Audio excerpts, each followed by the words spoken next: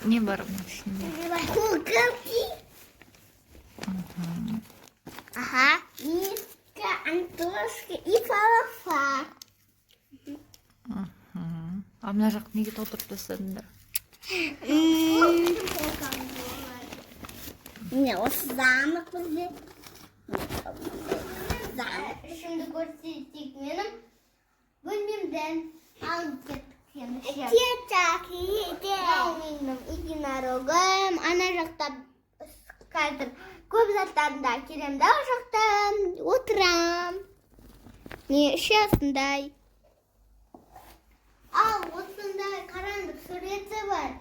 Әминада да сондай бар. Жоқ. Жоқ. Мына жақта Алдияр жата ма? Давай, Алдияр кіреді. Алдиярға. Ал, кіре ғой, былай қарай, кір. Навала уже мешать отыр бізге аты Алдияр, который...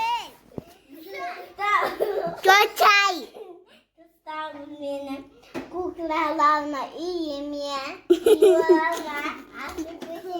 Оның аты Алиса.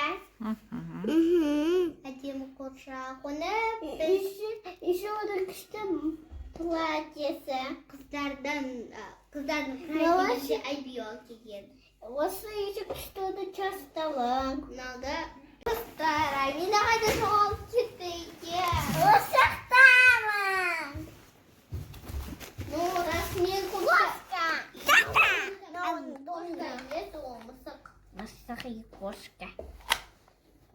Мысықы орда кошек. А бұл бізде сумочка фалфонға. Қандай?